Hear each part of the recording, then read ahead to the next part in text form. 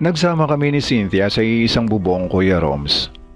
Hinayaan ko naman si Cynthia na magtrabaho dahil yun naman ang gusto niya. Tuluyan na rin pinutol ni Maricel ang ugnayan namin. Sa mga social media accounts niya ay inalis na niya ako. Naging masaya naman kami ni Cynthia. Umupa kami ng bahay na matitirahan. Mahal ko si Cynthia at nararamdaman ko naman na mahal din niya ako. Hanggang lumipas pa ang ilang buwan ng pagsasama namin ay hindi na rin siya nagbubuntis. Sa totoo lang kasi, Kuya Roms, ay gusto ko na talaga magkaroon ng anak. Babe, bakit kaya hindi ka pa nabubuntis? Siguro may diferensya talaga ako. Magpatingin kaya ako sa doktor? Wag na babe, ayoko pa kasi talaga magbuntis kaya umiinom ako ng contraceptives. Nagulat ako sa narinig ko kay Cynthia. Ganun pa man ay mas pinili ko na lamang na unawain siya. Hanggang isang araw nang ako ay umuwi sa bahay ay nadatnan ko si Cynthia na may bisitang lalaki. Ang pakilala niya ay pinsan niyang lalaki. Babe, si Michael, pinsan ko. Mike, si Arman. May balak daw na magtrabaho si Michael at galing pa siya ng probinsya. Wala namang matuluyan na kamag-anak kundi si Cynthia lang. Nakiusap siya sa akin na kung pwede ay dito na muna siya hanggang sa makahanap ng trabaho at aalis din naman siya. Maliit lamang ang bahay na inuupahan namin ni Cynthia, iisang kwarto lang. Kaya pumayag na rin si Michael na sa sala na lamang siya matutulog kapag gabi. Mukhang okay naman si Michael. Maagang bumabangon at naghahanap ng mapapasukan na trabaho. Pero may mga gabi na naiisip ko pa rin si Maricel. Tila ba naalala ko ang mga masasaya naming pinagsamahan. Ang masasaya naming sandali ni Maricel, parang pakiramdam ko, naging unfair ako sa kanya dahil basta ko na lamang siya iniwan. Hanggang 1:00 ng gabi ay naalimpungatan ako at nagising dahil nakaramdam ako na naiihi ako. Nang maramdaman ko naman na wala sa tabi ko si Cynthia. Iniisip ko na baka nagbanyo lang din. Pagbukas ko nga ng pinto ay nakasalubong ko siya na nagulat pa siya na makita niya ako. Magbabanyo lang ako, Cinth. Galing din daw siya ng banyo. Napansin ko naman si Mike nagising din at kaagad na natulog nang makita ako. Kinabukasan, maaga akong umalis sa bahay para pumasok sa trabaho. Maaga ako dahil bala kong i-stalk si Maricel. Gusto ko siya makita kahit hindi ko siya makausap at alam ko naman na hindi pa siya handang kausapin ako. Tumambay muna ako sa harapan ng pinapasukan ni Maricel. Nagbabaka sakali na makita ko man lang siya napapasok sa trabaho. Pero makalipas ang halos 1 oras ay hindi ko siya nakita. Kaya tumuloy na ako sa aking trabaho. Kinahapunan dumating ako sa bahay, walang tao. Wala pa si Mike at wala si Cynthia. Kaya maaga na ako nagluto ng hapunan namin. Bago maghapunan ay dumating na ang dalawa, sabay pa sila. Habang kumakain kami, Mike, kamusta ang pag-apply mo ng trabaho? Malapit na ako magsimula, kuya. Doon din sa pinapasukan ni Ate Cynthia. May mga requirements lang na kailangan kong kumpletuhin at makakapagsimula na ako. Okay pala kung ganon. Kinagabihan sa kwarto, ganado si Cynthia sa akin. Siya na nag-initiate ng mangyayari sa amin. Ibang klaseng Cynthia nakikita ko. Maalab, nakakapaso si Cynthia. Nang ako naman ang dumako sa gawin ng kanyang ibaba ay may napansin ako. Tila yata may ibang dumaan sa kanyang karagatan. May ibang submarino ang sumisid. Kaya ko naman nasasabi dahil ilang araw ko siyang hindi dinaanan. Pero bakit ganon? May bakas ng dumaan dito. Hanggang sa natapos na kami ni Cynthia sa paglalaro ng Olympics. Hindi kaagad ako makatulog, nag-iisip ako. Iniisip ko kung paano sasabihin sa kanya ang napansin ko. Medyo malawak naman ang pag-iisip ni Cynthia. Naisipan ko na daanin na lang sa biro. Cinth, may napansin kasi ako sa ano mo, sa karagatan mo. May ibang barko bang dumaan dyan? Ang alam ko kasi ako lang ang dumadaan dyan. Tumawa lamang si Cynthia. Grabe naman, barko talaga. Di ba pwedeng bangka lang? Ibig sabihin may pumasok talaga, mas maliit nga lang kaysa sa akin. Habang seryoso na ako ay, ano ka ba? Huwag ka nga mag-isip masyado. Sayong-sayo lang to, no? Ganun pa man, hindi mawala sa isipan ko na may ibang bumayo sa palay ni Mrs. Dito na ako nagsimulang magduda sa kanila ni Mike. Mas madalas kasi na magkasama sila at sa bahay ay nagpapang-abot. Kung magpinsan man sila, babae at lalaki pa rin sila na nakakaramdam ng tawag ng kamunduhan. Paano kung totoo ang hinala ko? Nakakakaba naman, nakakatakot. Hindi ko alam kung ano magiging reaksyon ko, Kuya Roms. Iniisip ko pa lang ay kinakabahan na ako. Parang hindi ko matanggap dahil ipinagpalit ko si Maricel sa kanya. Tapos gagawin din niya ang ginawa ko. Hindi ko kaya pero mas lalong hindi ko kaya na mawala at mapunta si Cynthia sa iba. Habang nag-iisip nga ako ay nakatitig ako sa kanya. Sa maganda niyang mukha habang masarap ang tulog niya. Hanggang sa makaisip ako ng plano para mahuli ko silang dalawa kung meron mang kababalaghang ginagawa ang magpinsang ito. Ilang gabi na rin akong nagigising na mga alanganing oras at hindi ko natiyempuhan si Cynthia na bumabangon ng gabi. Nagsimula na rin magtrabaho si Michael at sa parehong kumpanya na pinapasukan din ni Cynthia. Madalas na nagsasabay kaming tatlo kung minsan nauuna na ako sa kanilang dalawa dahil dumadaan pa ako sa pinapasukan ni Maricel. Nagbabaka sakali na makita ako siya. Hanggang isang gabi ng aming session ni Cynthia ay napansin ko naman na may palatandaang ginalaw ang kanyang mansanas.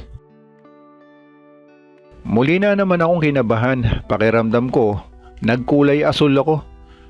Pero iniisip ko kung paano at sino ang sumunggab sa mansanas ni Cynthia.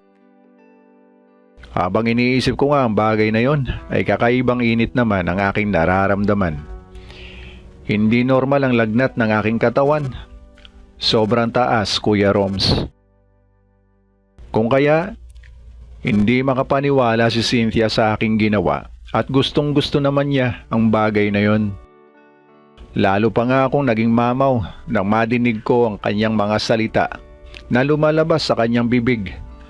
Madumi pero masarap sa tenga, Kuya.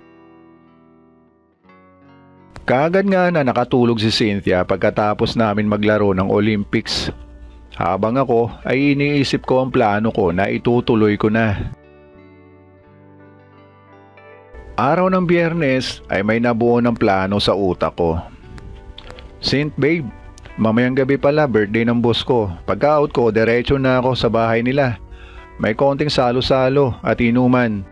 Baka malasing ako, kakahiya naman kay boss kung hindi ako pupunta. Nagaya Salita ko habang kumakain kami ng almusal tatlo. Pumayag si Cynthia. Sige pero huwag ka magpapagabi masyado at huwag magpapakalasing. Salita ni Cynthia at napansin kong nagkatinginan sila ni Mike. Ang totoo, wala naman talagang inuman na magaganap.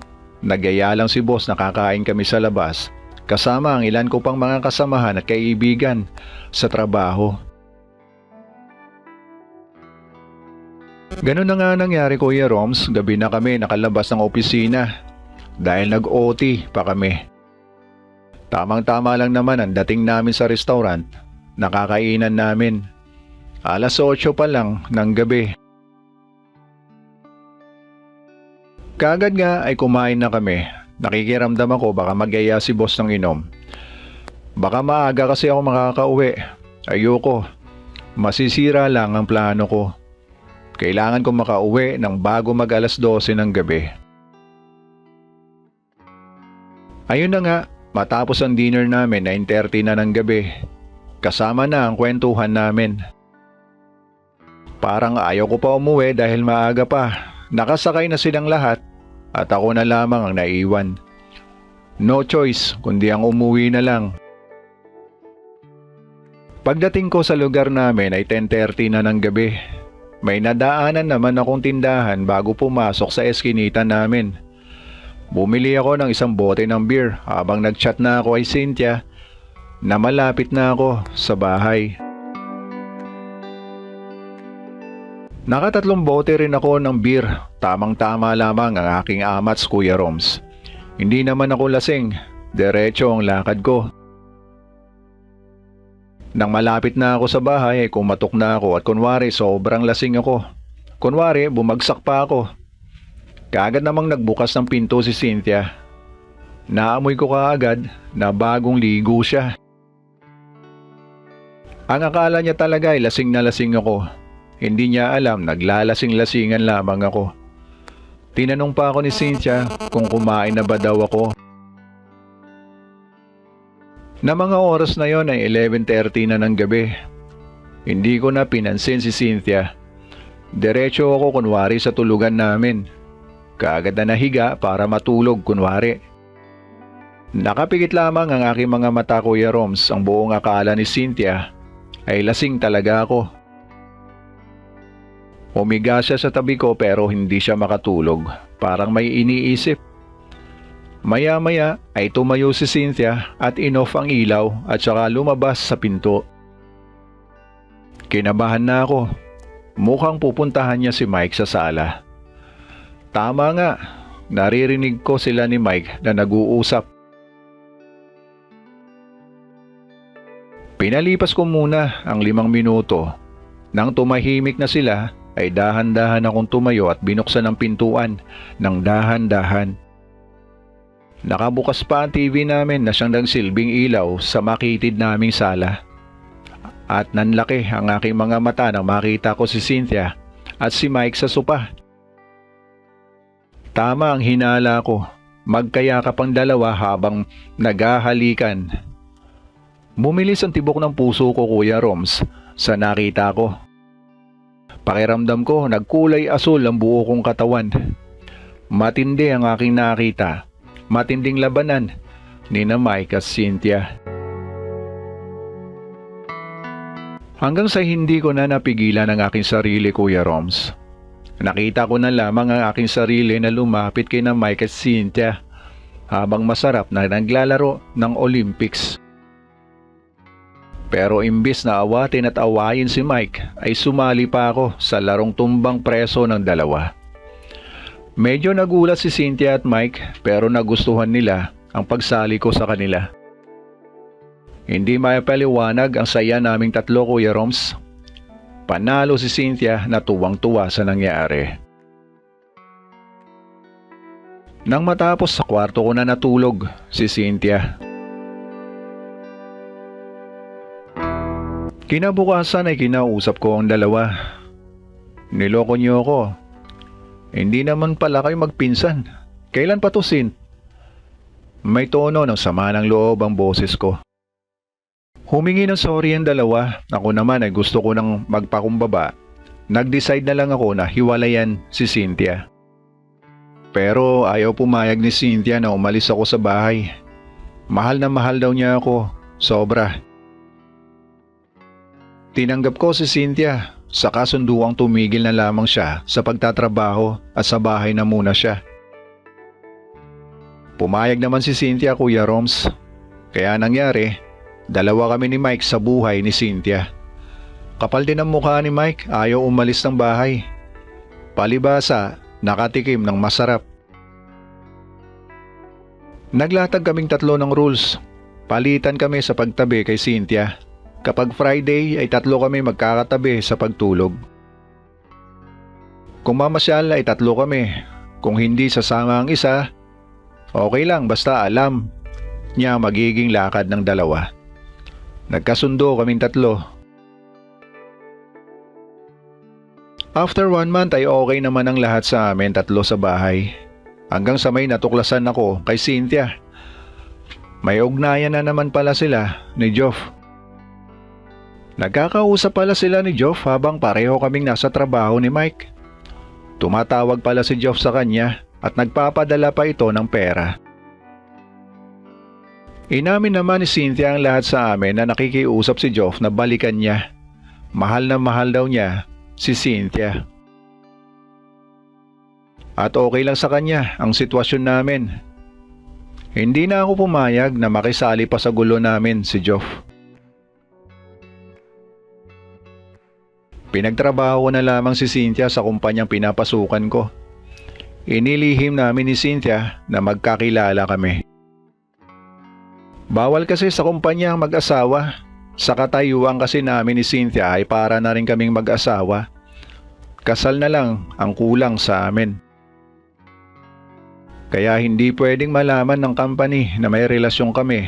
Dahil nga bawal, pwede kaming matanggal pareho. Hanggang isang araw ay narinig ko si boss at ang isang kasamahan ko na pinag-uusapan nila si Cynthia. Pre, ang ganda at ang sexy ng bagong pasok.